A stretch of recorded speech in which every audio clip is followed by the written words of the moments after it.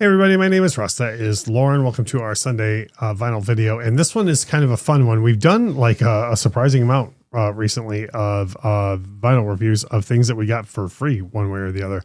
And we have received stuff on the channel in the past directly from record labels. And we always make sure to mention it like, hey, so-and-so sent us this for free to review or whatever. This was not one of those.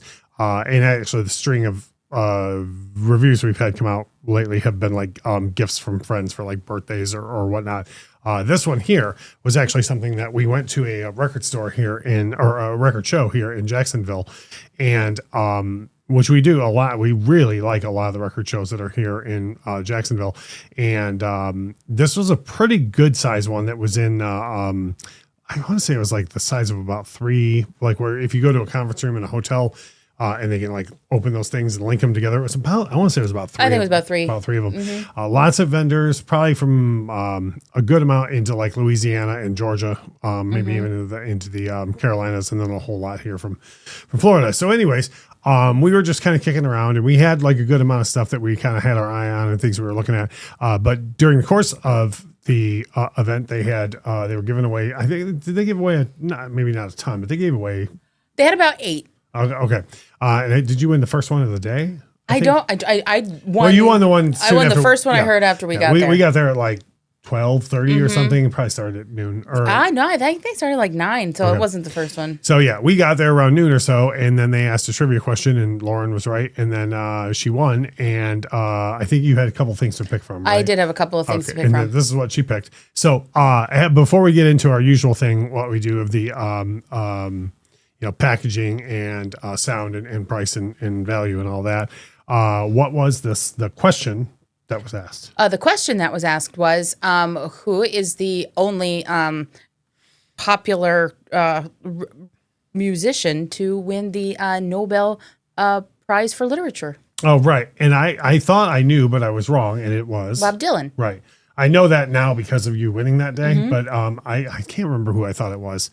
But I was wrong that it was Dylan. But yeah, you threw your hand up instantly and you got yeah. And I don't even remember what other records that they had, and you went all the way across the room to get I thought they were just going to give you whatever they wanted to. I didn't know you were going to get to pick. So. I trust me. Do you ever have one of those like choice paralysis kind of moments? Right. So I'm standing there, I'm looking, I couldn't even tell you what else there was. Literally, I saw like the Jacksons. And I was like, I'll take that one. Yeah, you're like, that's what, we're going to want that. So this is an interesting kind of album because I don't think this is an official release per se. This is like, I don't think it's one of those like gray market things. Like, I don't think it's something that is, I don't think this is certainly something they like own the rights to. I don't think like Sony or Epic or whomever the Jacksons holds the rights for like that era of the Jacksons. I don't think this is official release from them. I think a lot of these type of things that get released, it's more of a because it was broadcast on radio. I think sometimes it's up to like who owns the rights to the broadcast, not necessarily the rights to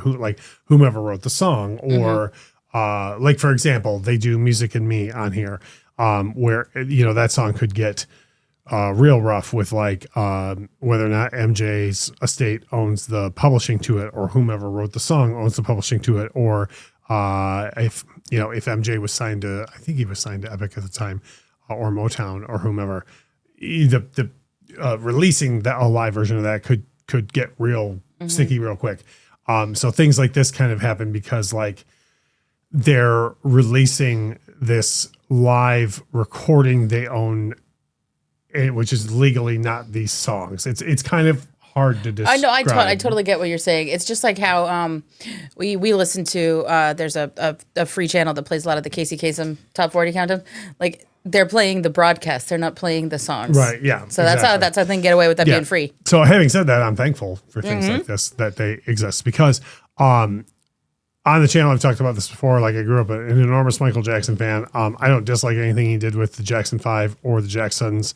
But for me, when I was a kid, I heard a little bit of Off the Wall. And then in December or late November of 82, when Thriller came out, everything just went crazy. And I was just all things MJ from that point. So what's interesting, though, is outside of the Jackson 5, like the Jacksons era is like really there's a lot of holes in there for me. Like there's a lot of things I've never heard. So like when you brought this back and looked at this, I was like, well, some I've never heard, and it's an age in Michael's life. And I focus on Michael because he's the lead singer of the band. Where I haven't heard a lot of vocals from him at that time. Because you hear a lot of like Rockin' Robin and I'll Be There and the Jackson 5 era. And then you hear a lot of from 24 years old on, and so this is like in the middle of that. So I was very interested in hearing it. Sound quality wise, like outside of how the Jacksons are playing or how Michael is singing, it's an FM broadcast. Yeah. So it's not the greatest sounding recording ever of the band. There's a lot of things working against it. It's a thing that happened live as it was happening. This is not something that was recorded to like multi-track and then could have been mixed down later or, and I'm not saying this is right, but almost every band on planet Earth goes in and fixes this, that, and the other thing. They even add crowd noise and that type of thing. This is like the performance as it sounded. If there's an instrument or something that should have been brought up or down in the mix or whatever else, like Too Bad So Sad, that's how it happened in the moment. And you're dependent on that FM signal, which is considerably lower than that, like the hertz rating that Blue Book audio is recorded at. So there's a lot of reasons why something like this is sold the way it is. And why a company like Epic or Sony or whomever, I'm not entirely sure who owns all the rights to whatever, would do an official release of this because there's not much they can do to clean up the audio anyways. Right. Having said that, for me, and this has nothing to do with the fact that you won it, this is a thing where if I saw it in a store, I would probably pick it up anyways, knowing what it sounds like. I've been around the block some, like I know what these things sound like. Like when you won it, I wasn't like, this is going to sound pristine. Like I already knew what a radio broadcast was going to sound like. It is the type of thing that I have a ceiling on it. We'll get to that when we get to price and value. I have a ceiling on this type of thing. But it is something I would pay for. Like I wouldn't, if they had this in their bins, I wouldn't have been like, oh, I don't want that because it is something I would have paid for. Now I don't know, you probably don't have a lot of experience with this type of thing, like the FM type thing. No, I don't. So did you have any level of expectation before? I had none at all. I mean, because also the songs on it too are like, if they're gaps for you, they're definitely gaps for me.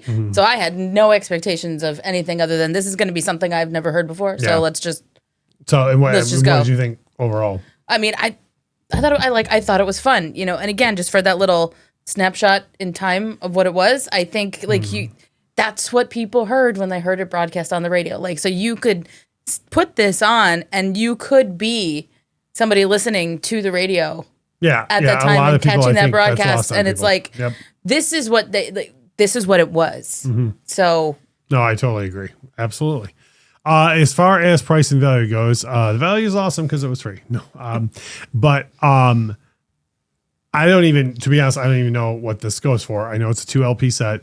It's a plain Jane affair. It's there's like some articles in the gatefold. I always put up pictures, so you'll see it at some point. Of course, it's paper, like the world's roughest paper inner sleeves. I always swap that out. I was in no way expecting something nice for that because it is what it is.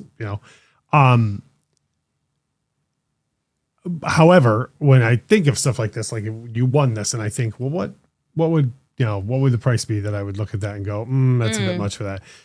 For me, I don't think I would go over $30 for this. Like if it was $29.99, even with it being 2 LPs, if it's because it's an FM broadcast, then for me, the thing is, for $34.99 and above, I would be like, I will just bring that up on YouTube and we'll listen to it sometime.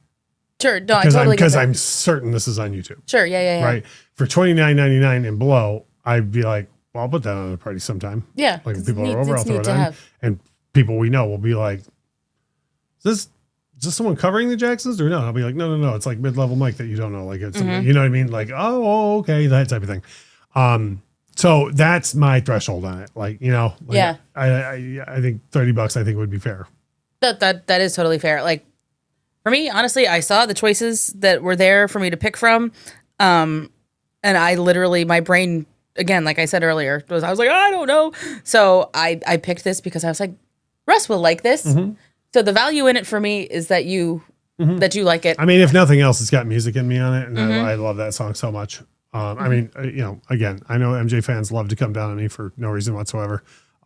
There's other great songs on here, but I love Music in Me, and that was the first thing when I turned it over. I was like, ooh. I was very excited that it's just a neat thing to have, and I'm happy that my random knowledge made it happen. Right, it did.